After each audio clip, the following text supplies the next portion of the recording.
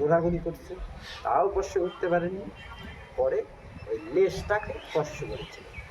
আজকে তোমাদের নিয়ে যাই কোচবিহারের এক ঐতিহাসিক জায়গায়। এখানকার গল্প শুনলে এখনো গায়ে কাঁটা দিয়ে আসে। জায়গাটা হচ্ছে কান্তেশ্বরী মায়ের মন্দির। তো তোমরা যারা যেতে যাচ্ছ এখানে কোচবিহারে এসে কোচবিহার থেকে গোসানিমারির কোনো গাড়িতে উঠে চলে আসবে, অথবা দিনহাটা গিয়ে দিনহাটার থেকে গোসানিমারির গাড়ি পেয়ে যাবে, ওখান থেকে চলে আসতে পারো তোমরা এই মন্দিরে। মন্দিরে এসে দেখলাম পুজো শুরু হয়ে গেছে, সেজন্য তাড়াহুড়ো করে আগে ফলগুলো কেটে মার ওখানে দিয়ে আসলাম। তো এখানে প্রত্যেক বছর বৈশাখ মাসে আমাদের আসা হয়। ছোটোর থেকে মন্দিরটা এতবার আসা হয়েছে যে এই মন্দিরটাতে আসলে যেন একটা আলাদাই শান্তি লাগে। তো এটা হচ্ছে মন্দিরের পিছনটা, চারপাশে অনেক ফলের গাছ, ফুলের গাছ রয়েছে এবং মন্দিরের চারপাশেই রয়েছে শিবলিঙ্গ। তো দেখো এখানে অনেকেই এসেছে পূজা দিতে। তো এখানে আমরা তাপ নিচ্ছিলাম আরতির।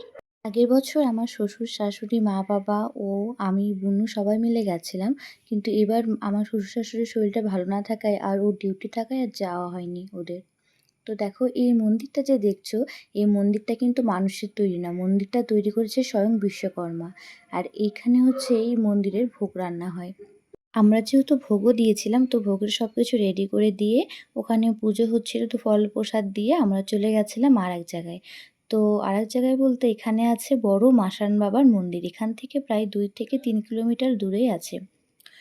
তো বৈশাখ মাসে কিন্তু এই মাসান বাবার মন্দিরে আর এই কামতেশ্বর মন্দিরে কিন্তু ভীষণ ভিড় হয়, বিশেষ করে শনি ও মঙ্গলবারে।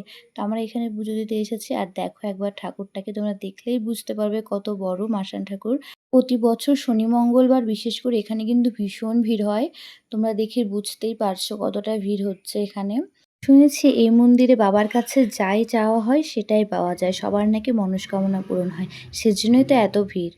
তো এখানে আমরা হচ্ছে পুজো দিয়ে এখানে উপোস ভেঙে আমরা প্রসাদটাই খেয়ে নিচ্ছিলাম।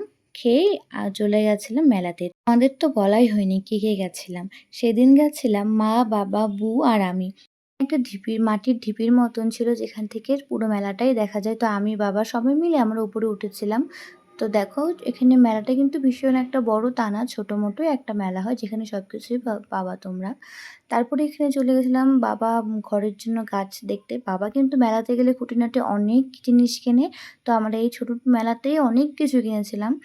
তো তারপরে আমরা আবার চলে গেছিলাম ওই মন্দিরে। তো আজকে আমরা এই টোটো করেই গেছিলাম। এত গরমের মধ্যে টোটোগুলোই কিন্তু খুব ভালো হয়, হাওয়া লাগে। তারপরে দেখো মাসান বাবাকে যে প্রসাদ দিয়েছিলাম সেই প্রসাদগুলোই আমরা ওখানে গিয়ে খাচ্ছিলাম, কারণ তখনও ভোগ হয়নি। তারপরে আমরা একটু বেরিয়ে যাই। আর এই দেখো শিবলিঙ্গ, এখানে কিন্তু প্রচুর শিবলিঙ্গ আছে। চারপাশে তো আছেই, সাথে সাথে মাঝেও 2-3টা আছে, 2টো আছে। তারপরে আমরা চলে গেছিলাম এই একটা ব্রিজটা দেখতে। তো এই ব্রিজটার কিন্তু কন্ট্যাক্ট যে নিয়েছিল আমার মামা, বালু পাথরের যে কন্ট্যাক্ট নিয়েছিল সেটা আমার মামা নিয়েছিল। তো এখানে হচ্ছে আর আসা হয়নি, নতুন হয়েছে ব্রিজটা, এই জন্য একটু বাবা বলল যে ঘুরে আসি ব্রিজটায়। তো এই জন্য এখানে ঘুরতে এসেছিলাম। তো এখানে কিছুক্ষণ সময় কাটিয়ে আমরা চলে যাই আবারও মন্দিরে। এই দেখলাম ভোগ হয়ে গেছে। তো সে মতন ঠাকুরমশাই আমাদের সব ভোগ দিয়ে দিয়েছিল। তো তারপরে আমরা সবাই মিলে খেয়ে সবার জন্য প্রসাদ নিয়ে চলে এসেছিলাম বাড়িতে। আর ভোগের কথা তো তোমরা জানোই, প্রসাদ, ঠাকুরের প্রসাদ মানে ভীষণ টেস্টি। তারপরে আমরা দেখো এই যে বলেছিলাম চারপাশে যে শিবলিঙ্গ রয়েছে, এই দেখো এখানে এরকম একটা আছে, এরকম চারপাশে আছে। আর এই দেখো কত সুন্দর বাগান, চারপাশে গেলে সত্যি আমার খুব খুব খুব ভালো লাগে, মনটা যেন একটা আলাদাই শান্তি লাগে। তো এই যে দেখছো এই পাথরটা, এই পাথরটা কিন্তু আসলে এটা কাঠের ছিল, এটা হচ্ছে পাথর হয়ে গেছে। তো ঠাকুরমশাইয়ের কাছে শুনে এই মন্দিরের কাহিনীটা। মূলত মায়ের কবচ পূজা হয়। ভগদত্ত যে ছিলেন, কুরুক্ষেত্রের যুদ্ধের সময় যখন যুদ্ধ হয়েছিল, তখন ওই কবচটা ছিল রাজা ভগদত্ত। ভগদত্ত যখন যুদ্ধ করছিল, তখন ভগবান শ্রীকৃষ্ণ মায়ের সাধনা করে জানতে পারলো যে মা ওনাকে একটা কবচ দিয়েছেন, যতক্ষণ ওই কবচটা হাতে থাকবে ততক্ষণ ওনাকে কেউ পরাজিত করতে পারবে না। অর্জুনকে যতক্ষণ এই কবচটা ওনার হাত থেকে না খোলা যাচ্ছে ততক্ষণ ওনার সাথে যুদ্ধ করে পারা যাবে না। সেই কুরুক্ষেত্রের মাঠে তখন অর্জুন ওনার হাতটা বাম মেরে কেটে দেয়। সেই হাতটাকে কোনো এক বাস পাখি এখানে আনতে হয়েছিল। নদী ছিল এই মানসাই নদী, বিশাল বড় নদী। এখানে দীর্ঘদিন মা এখানে পড়ে থাকেন ওনার কবচ।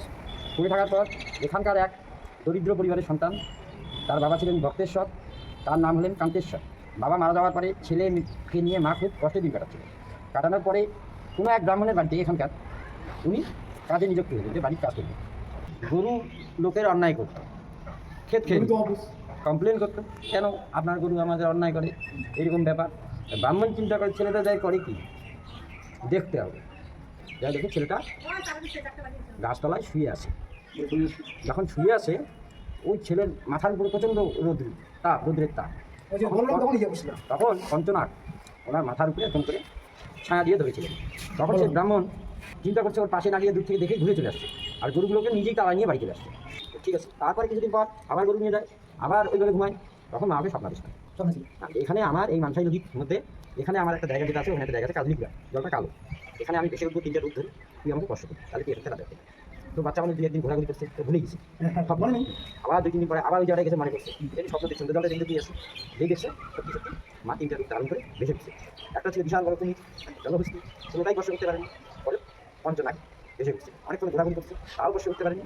পরে ওই লেজটাকে কষ্ট করছে, ওই সাপে গেছে, যখন লেজটাকে কষ্ট করার পর তখন মা বেশি উঠে হাসতে হাসতে বাচ্চা আমার লেজ ধরলি, তুই আর তুলছে রাজা, এখানে আমার মন্দির হোক, ওখানে তো রাজবাড়ি, এখানে গ্রামবাসী থেকে রাজা বলি, তখন থেকে নাম হলো রাজা কান্তেশ্বর, মায়ের নাম রাখলো রাজা কান্তেশ্বর, মা হলেন কান্তেশ্বর, এই হলো কান্তেশ্বর।